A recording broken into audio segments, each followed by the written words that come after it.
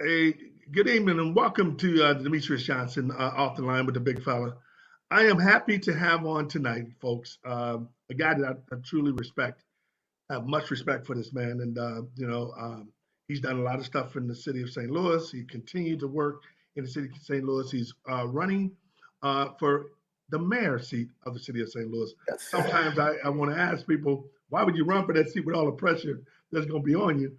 However, it takes a different kind of person to set up and do those things. So, folks, I am happy and I'm enlightened and I'm really honored that he took time out of his schedule to come on. And let me just make this clear to everyone. I'll say this periodically. I've offered the other candidates an opportunity to come on. Right now, board president, automatic board president Lewis Reed is the one who wanted to come on and he wanted to be a part of addressing any questions or any comments I have. So, Mr. Reed, I haven't called you Mr. Reed in a long time, buddy. Yeah, how you doing, DJ? I'm doing good, man. How about yourself? I'm doing well. I appreciate you having me on. It's the DJ offline online show. So yeah, exactly. Well, let me tell you why I wanted to have you on. I mean, I think we got 48 hours before folks gonna get out here and start voting. I wanted them to get an in-depth, behind-the-scene conversation with you and anyone else who's running who joined me. And I think sometimes that personal persona or your business persona is mixed to the two, which they're two different personas. Mm-hmm. But you could be the same person with different things. Oh yeah. So what my goal is today is to have a good, candid conversation with you about your theories, your thoughts, and let folks have an opportunity to measure you and see who Lewis Reed is. Because a lot of times when you out there on the campaign chair, which you're still campaigning tonight, you're still doing it, people don't really know who Lewis Reed is. So I'm going to start off by asking you, give everybody the background, who is Lewis Reed? Well, I'd start by saying I'm a father of four, and very proud father of four. And a person that loves his family and community. I'm a very spiritual person. And then grew up in Joliet, Illinois. Wrestled from the time I was in 5th grade all the way up through college, and had some very tough trials and tribulations along the way, and managed to use those things to just get stronger, right? Life isn't supposed to be easy, right? We want it to be, but we should not expect it to be. From a big family, one of 9 kids, got an opportunity to run for office, and I was in private business, and I decided to run for office because I wanted to get involved in public service. So I ran for alderman of the 6th Ward, which is a Central Corridor ward, first African-American ever elected there. And then in that first 7 years, we did $1.7 billion in new development, turned the ward around. It was the fastest growing ward in the city in population and new business startups. And I know we can do that for the whole city. Also on the personal side, I'm a motorcycle rider. Grew up racing dirt bikes. Wow. Yeah, grew up racing dirt bikes, and I still ride quite often. I do a big trip by myself every year, like to South Dakota, up to DC, New York, places like that, Florida. So, and I enjoy that time, just, leave, plan the first stop, and from there I just make it up along the way, just kind of enjoy time out. Wow. And I skateboard too. People don't know that. Wow. You'll appreciate this, DJ. You know why I skateboard? Because when we were little, roller skating was huge when we were little. But there were 9 of us kids. Right. So we were all like, Mama, can we have roller skates? She's like, no, she got us one skateboard and said, all of y'all share. I know that's right. I remember those days. Yeah. God, Yeah, wow. so I still skateboard today. So Wow. yeah, I mean, I know you always look like you're in some shape when I see you. You ain't look like you gained no weight anytime I see you there. And I want to tell you, I do hate on you when I see that because no, because I I hate gain on you. yeah, You're on 'cause- muscle. See, I'm, yeah, because I'll gain weight in a heartbeat. You don't ever gain weight. So let's get down to this, man. Get out of business. Louis Reed, why do you want to be the mayor of the city of St. Louis? I mean, think about it. That's really a thankless job. Nobody really appreciate a lot of stuff. Why would you? And you got a city that's in turmoil. Murder rates are off the charts. I mean, job unemployment is bad. Why would you want to take on a job like that? DJ. My wife. I can hardly hear you now. Hey, yeah. Hey, Hey, DJ. hey, Louis, you're going in and out for me. Can you hear me now? No, you got to get closer to me. We're losing you. Can you hear me now? I think I'm losing you. Okay, I had it. Try it again. Can you hear me now? Hold on a second. Let me adjust. Something going on with your mic. Let me adjust my mic.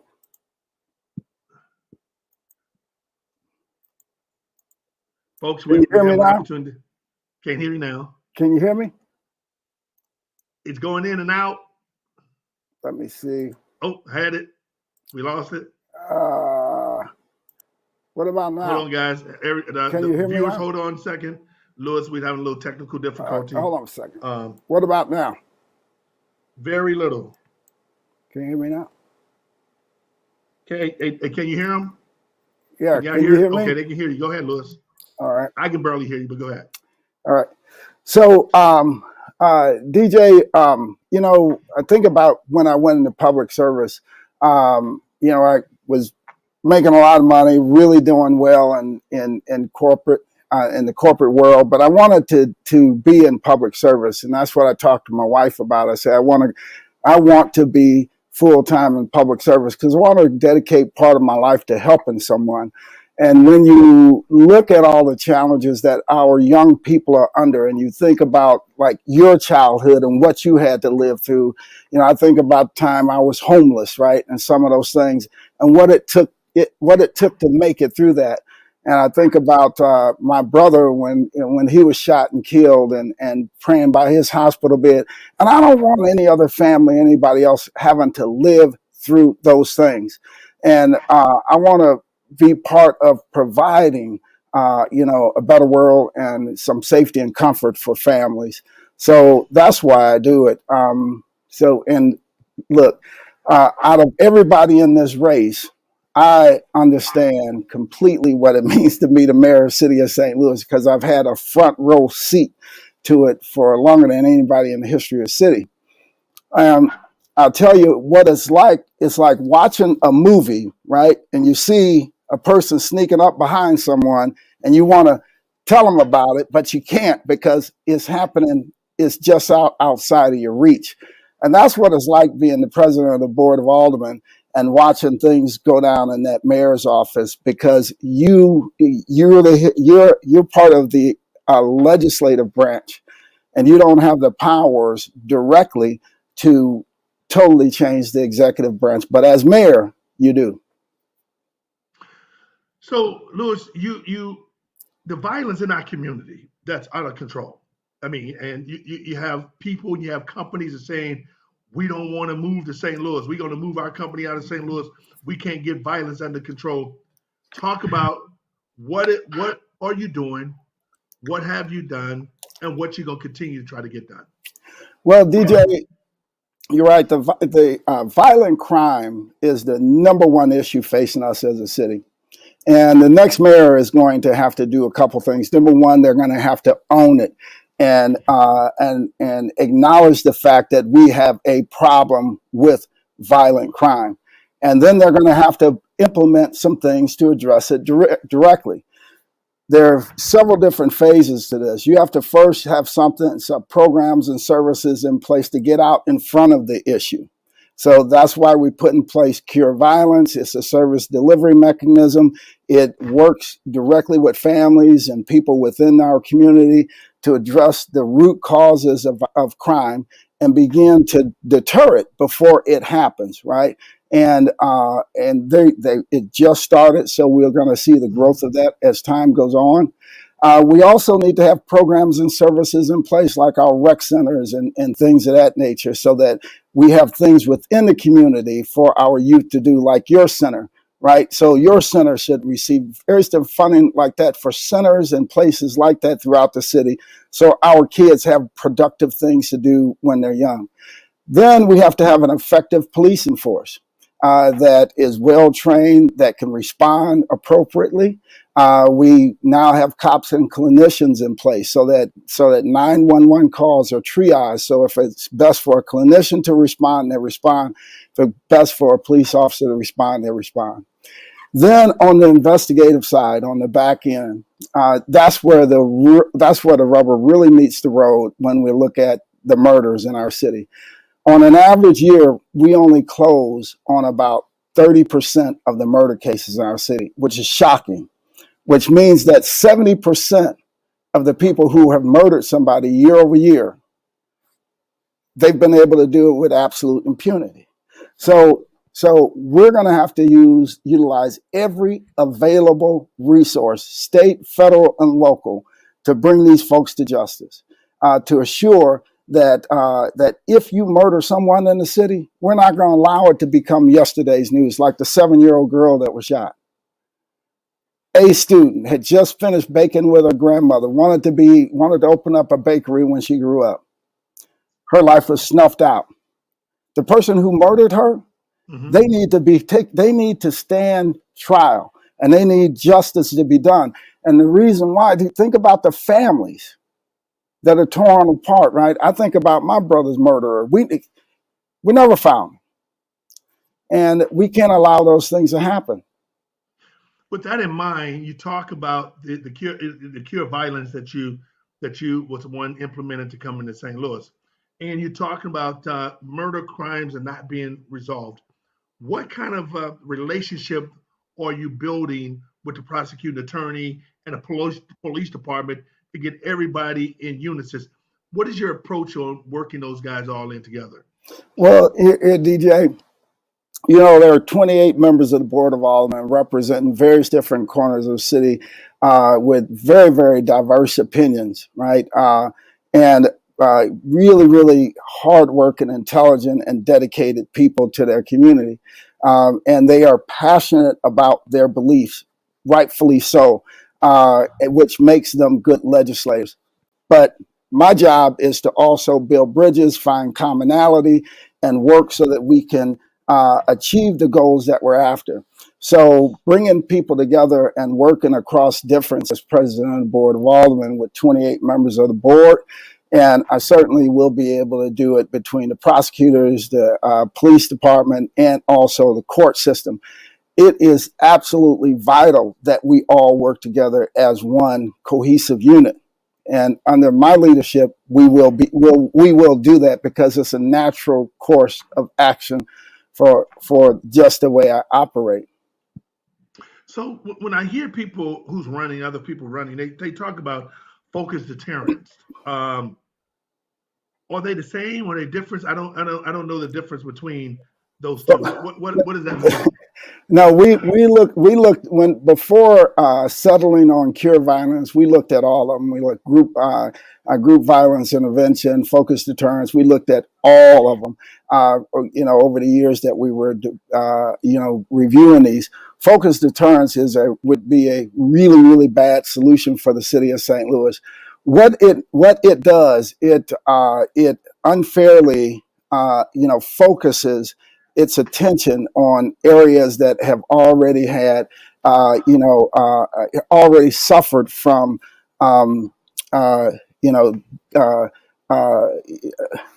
racist program or that unfairly targets young African American males. Here's part of what they would do in focused deterrence. In focused deterrence, if they were after someone, right, and they wanted to get their attention, they would do things like go get the family's names, escalate it to the top of the list for the utility companies, so that utility companies would shut their power off.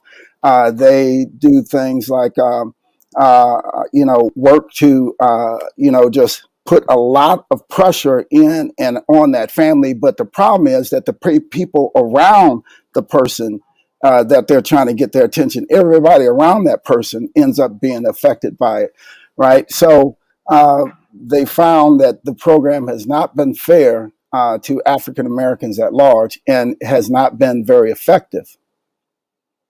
With all that in terms of the violence and trying to bring everything together, the key component is jobs.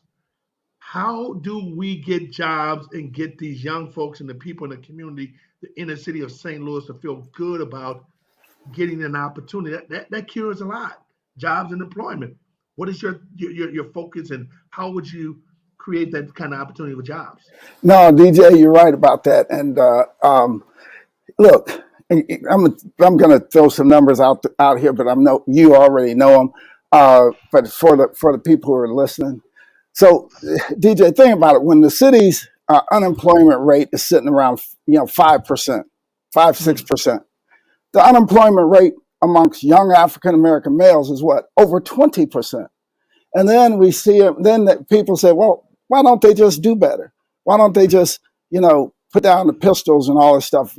Well, we have to work to not just put opportunities in place for them, but reach out and touch them and connect them to those opportunities and nurture them along the way so that they get in that pipeline and they begin to move up and grow. But to do that, we're going to have to create the jobs. That's why I worked to assure that Scott Trade Center was renovated, so that through that renovation, we were able to get people jobs that turned into careers that they didn't have an opportunity for before. That's why we worked to ensure that we had a soccer stadium being built in downtown. And people are saying, why are we doing that? And at the same time, they say, why are we doing that? They say, well, we need to do something to help get our arms around this crime issue. You cannot do it without an economy that's on the move. So I'm going to be bold about getting our economy moving. I'm going to be bold about opening up opportunities for people who have long been left out of the equation. We have to do that because that lifts everyone up, right? Right now, the crime rate in our city is affecting everyone. When we put people to work and get them involved in more productive activities, that's going to affect everyone also, but in a positive way. When you talk about bringing the jobs, and that's a great vision. What do you have in place to make sure the young folks feel comfortable about being able to talk to you and feel that they can relate to a black man who's trying to uplift them? What would you say to the young guy who's listening and watching us now? What would you say to him? I'd say, look, I was once a young guy too. I was once a young guy that they had counted out, left behind, and said, "Hey, but people believed in me, and they kept working with me and kept me connected. So that's why I know that their lives can change, and I want them to know that that I know that they have greatness locked up in them, and I know that we can unlock that greatness if given an opportunity to do it. But all of that being said, DJ, me and you may not always be the right vehicle to talk to them. It may be some of the young folks that are in the Urban League that can reach them better. It may be some of the folks that are part of Cure Violence that can reach them better. It may be some of the young outreach coordinators through the city or through our public school systems that may be able to reach them, or nonprofits that can reach them better.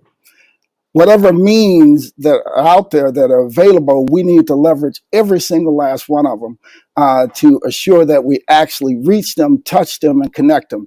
And that connector piece is really important, because you always hear people talk about job creation, and they'll say, there are jobs out there. Why don't these kids go get a job? I see help wanted ads all the time. I said, because you're talking a different language. We have to reach them. We have to have a service delivery mechanism to connect to them, reach them, and then get them connected to the opportunity and show them that there's a better way, and that yes, indeed, you can achieve this also. This can be your life. Well, Louis, I hear that one of your one of the candidates is wanting to put a strip club downtown. What is your thought on a strip club being put downtown in St. Louis? Look, I have a lot of plans for economic development, but my plans for economic development does not include strip clubs, and it does not include legalizing prostitution, right? Those things, I think that the city of St. Louis, we have enough challenges already on the horizon. The last thing we need to do is go down that road also. I think that that would be a very, very bad move for the city. We know that young women are exploited daily across this nation, and the last thing we need to do is make it easier. Uh, Louis, they talk about this bill that you first passed a bill to close the workhouse, Yeah. and now you're saying you don't want the workhouse closed. Where are you with that? I mean, Oh, thank. is it one or the other, other one? Which one is it? All right. So when we thanks for that question, DJ. So when we introduced the bill to close the workhouse, it was earlier part of last summer, and when we passed it, it was in July, somewhere in July. But this has been a long-term engagement for myself and some aldermen that have been there for a while. I started working on workhouse issues, 10 years ago or whatever. And we worked to get air conditioning in there and all sorts of things, right? Um, and we've also worked to change some of the laws that were keeping people locked, were getting people locked up, like small possessions of marijuana. We made that a municipal violation so that then it wouldn't be something that hung on their record, and it wouldn't be something that they'd instantly get locked up for. That allowed the numbers in the workhouse to drop some. But now, if we look at the fact that we passed the bill, COVID virus was not going as rampant as it is now. The director of corrections said that it could not be closed because every surrounding municipality said that they needed space left open in their lockup facilities to socially distance people and to be able to treat their populations. And we have the same thing here in the city. And it would be just immoral for us to crowd people in to the Justice Center when we have the workhouse down, in the city that we can spread them out at. And guess what the detainees said? They rioted not once, not twice, but 3 times now. Yeah. And they said, if you don't get, we're crowded 2 to a cell down here in an overcrowded situation, and we want to go back down to that workhouse because I don't want to catch COVID. So the detainees were very clear about what they wanted to do. So until we see an end of COVID, until we see a situation where we can house our detainees safely, because we don't decide who's locked up as the city, the courts do, right? So we are following court orders. We're just a housing facility. A few weeks ago, we had a big uproar at the Justice Center. Mm-hmm. As if you was mayor, what approach would you have taken, and how do you think you would have handled it? Well, what I would have done as mayor was to thin out that population. When we had that first uprising, right, I would have kept thinning that population out. They did a good job in thinning it out some. I would have kept thinning that population out because as long as we continue to have those overcrowded situations, we're going to continue to see some of the things that we're seeing. And I would allow the COs to engage and do their job also, and assure that they had all of the resources available to do their job, and be supportive of them doing their job. I think that is very, very important. It's a very tough job, but it's one that is very, very important all at the same time. We always talk about redeveloping in the community. Oh, we need to bring jobs and opportunities. Why do you feel, or do you feel incentives to bring developers in St. Louis important?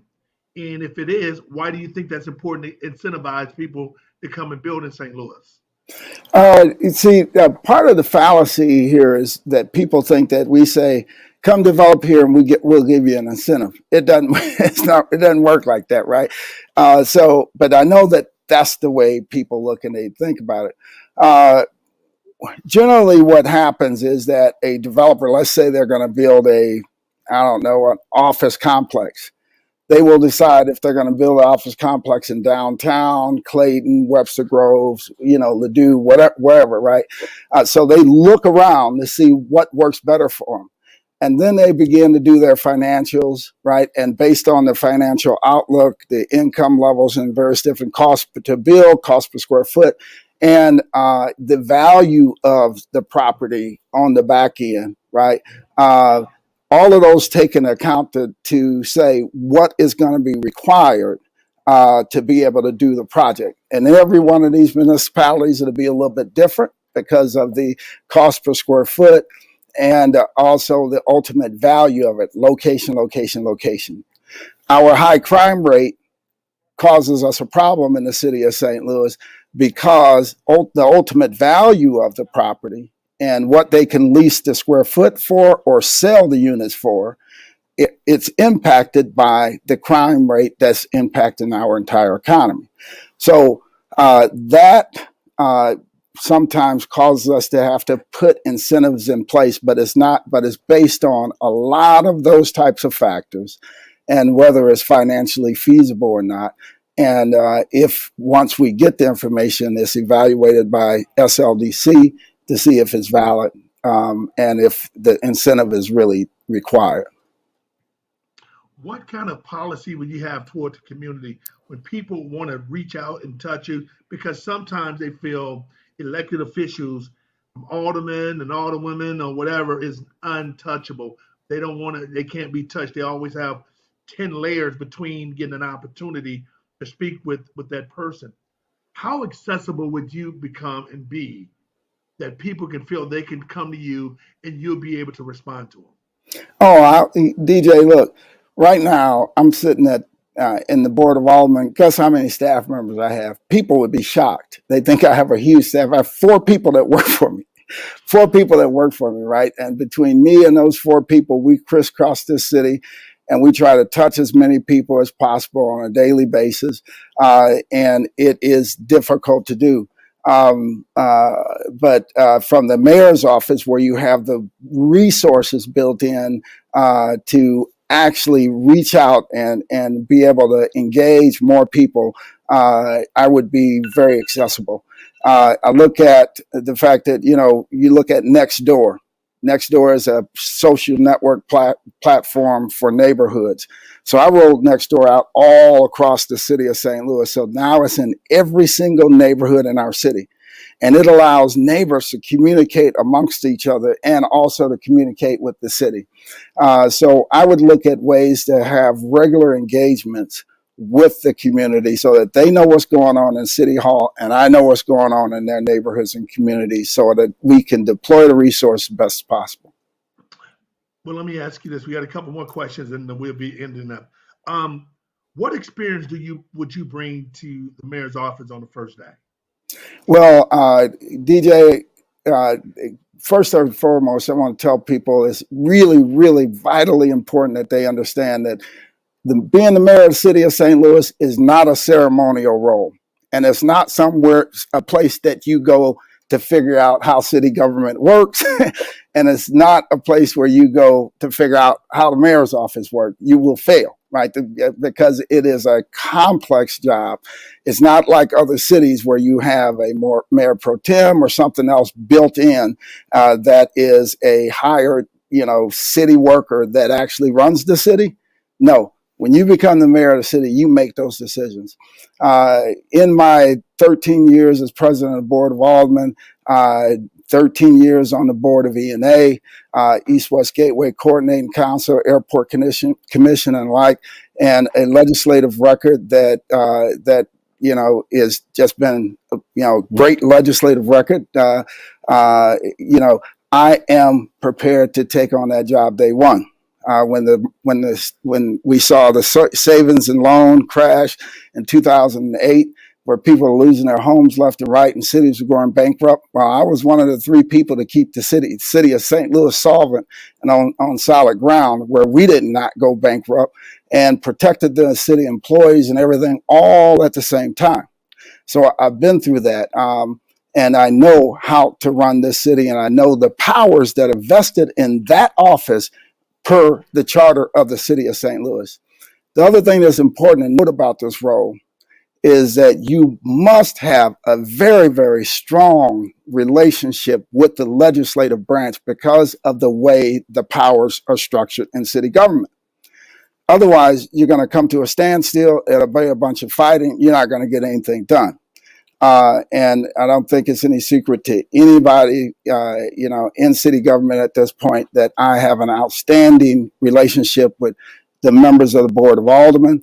And it's because I work with them, right? And I work to assure that they can get the things within my powers at the board that they need to run their wards. So all of that and more makes me much more qualified than anybody else that's running for this job. Well, Lewis Reed, I got the last question for you, and then I'm going to let you conclude and what you tell people why they should vote for you. When you talk about unifying a community that's really broken, community is broken, how have you cultivated relationships? How important is it to cultivate relationships? How important is it to have the business relationship and the normal, the common man relationship where they can feel comfortable with you and your staff? How have you been able to cultivate that over the years? I've been able, look, everything I do is part of my DNA.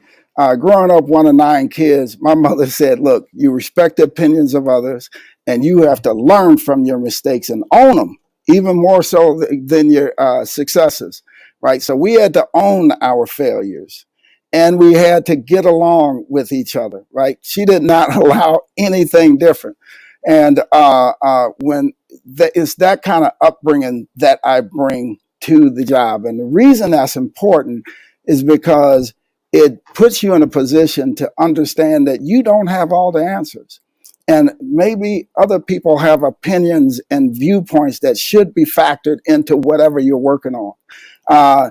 And when I'm talking to some people that are at odds, part of what I convey to them is, I understand where you are in your position, but understand that that is not all that exists within this subject matter.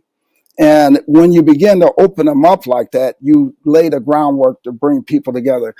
Very, very important. So when we're looking at the divisions that exist across our city, we look at, the fact that, law enforcement and communities of color are divided all across this nation. You're going to have a mayor in that office that understands that implicitly and that will work to bridge that gap and not work to make that gap bigger, right? By automatically falling into a lot of the things that come up online, right? That is not an easy position to have. A lot of times it'll be a very unpopular position to have. But as mayor, sometimes you're going to make tough decisions and do it on behalf of people, even though sometimes the people you're doing it on behalf of, they don't believe in it, and they will never like you ever again because you've done it.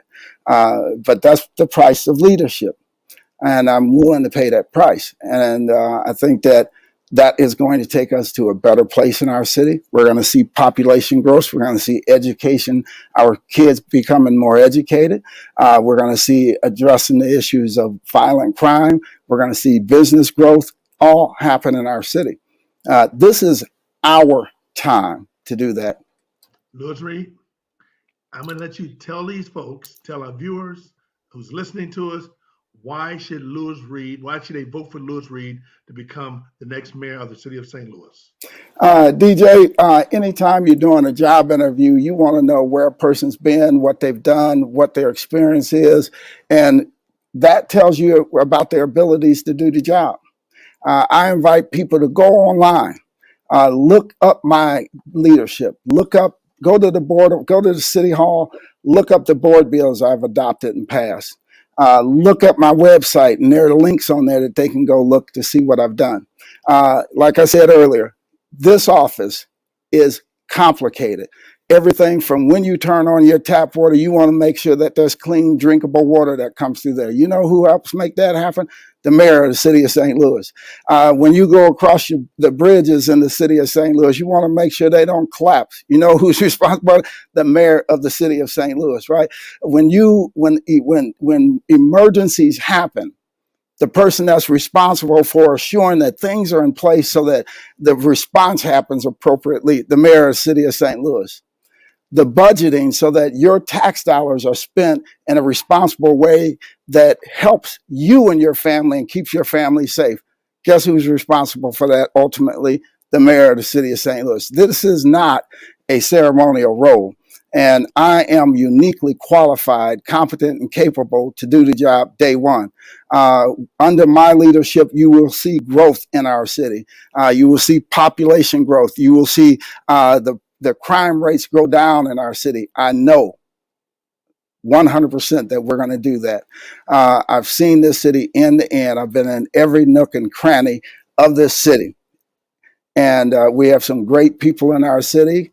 And we can bring it together and unify as one and deliver a safer, more unified St. Louis. Louis Reed, President of the Board of Aldermen, I want to thank you very much for taking time out of your busy schedule. I know you have the election this coming Tuesday. Yeah. We need to get out and vote this coming Tuesday. I want to thank you. You made it happen. You gave me your word. You came on and you was a man of your word with me. And sometimes that ain't really true on a lot of people. So I want to thank Yeah. you for coming out and being a part of letting the community know who Louis Reed is one-on-one with the big fella. Thank you so much. And thanks you have a for having this. wonderful evening and good luck at your race. All right. Thank you. And thanks for having this relaxed platform. This is a lot. I enjoy this. All right. Thank All you right. very much, Louis. Take care. All right. Thank you. All right. Thank you. That's the Bye-bye. President of the Board of Aldermen, Louis Reed, y'all. I am telling you, I want you to get out there and vote. I can't tell you who to vote for, but you guys need to get out there and vote. It's very important that you get out there and vote. I've reached out to Tashara. I've reached out to Megan and offered them the same opportunity. But I want you to know this. This election is monumental. It is very important for the direction of the city of St. Louis. You got to get out there and be a part of making changes in this community. You got to get out there and vote, folks. You have to. Please get out there and vote. Vote for whomever you want. I am telling you, you need to get out there and vote. Louis Reed was a man to come on, take some tough questions and answer them. I'm thankful that he did that. And the other candidates were invited to. Hopefully they'll come on. If not, I do understand. The big fella, thank you for watching, and I'll check you guys out. Check me out tomorrow from Detroit. I'll be on from 6 to 8. I'm even mentioning the St. Louis mayor race in Detroit. All right, I'll see you guys. Thank you very much for watching, and I look forward to seeing you again. The big fella, I'm out.